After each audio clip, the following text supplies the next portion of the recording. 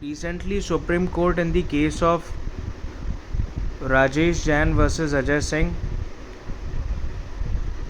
explains that reiterating the principles relating to the presumption under section 139 of the Negotiable Instruments Act, the Supreme Court reversed the acquittal of an accused in a case for cheque dishonour, and a bench comprising Justice Aravind, Kumar and S.139 Bhatti observed that there was a fundamental flaw in the approach taken by both the trial court and the High Court. Summarising the law relating to presumption under section 139 of Negotiable Instruments Act and the mode of its rebuttal, the court stated, once the presumption under section 139 was given effect to, the courts ought to have proceeded on the premise that the cheque was indeed issued in discharge of a debt and liability. The entire focus would then necessarily have to shift on the case set up by the accused. Since the activation of the presumption has the effect of shifting the evidential burden on the accused, the nature of inquiry would then be to see whether the accused has discharged his onus of rebutting the presumption. If he fails to do so, the court can straightaway proceed to convict him. Subject to satisfaction of the other ingredients of section 138, if the court finds that the evidential burden placed on the accused has been discharged, the complainant would be expected to prove the said fact independently without taking aid of the presumption. The court would then take an overall view based on the evidence on record and decide accordingly. Two questions which the court should ask: when the court have concluded that the signature in the cheque has been admitted and its execution has been proved, then the court should inquire into either of the two questions. Has the accused led any defense evidence to prove and conclusively establish that there existed no debt and liability at the time of issuance of cheque?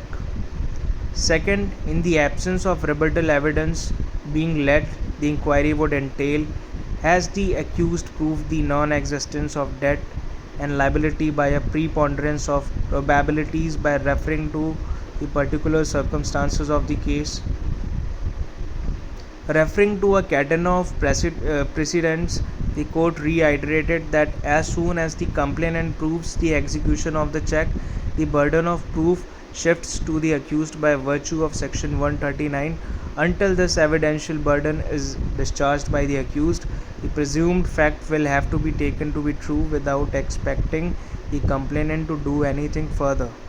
The court explained on this: the standard of proof to discharge this burden of proof on the accused is not heavy and can be established through the preponderance of probabilities. The accused can either adduce direct evidence or through circumstantial evidence. Once both parties have adduced evidence, section 139 presumption does not come to the rescue of the complainant. Further, the court explained, therefore, in fine, it can be said that once the accused adduces evidence to the satisfaction of the court that on a preponderance of probabilities there exists no debt and liability in the manner pleaded in the complaint or the demand notice or the affidavit evidence, the burden shifts to the complainant and the presumption disappears and does not haunt the accused any longer. The onus having now shifted to the complainant, he will be obliged to prove the existence of a debt and liability as a matter of fact, and his failure to prove would result in dismissal of his complaint case. Thereafter, the presumption under section 139 does not again come to the complainant's rescue. Once both parties have adduced evidence, the court has to consider the same and the burden of proof loses all its importance. Coming to the facts of the case, the court said that the framing of the issues by the trial court were erroneous as the presumption under section 139 was not applied. The court further held that the accused has not discharged the burden of proof merely by raising some suggestions in the cross-examination. The burden of proof cannot be discharged. A probable defense has to be set up, the court said. The fundamental error in the approach lies in the fact that the High Court has questioned the want of evidence on part of the complainant in order to support his allegation of having extended loan to the accused, when it ought to have instead concerned itself with the case set up by the accused and whether he had discharged his evidential burden by proving that there existed no debt and liability at the time of issuance of cheque, the court observed in this case.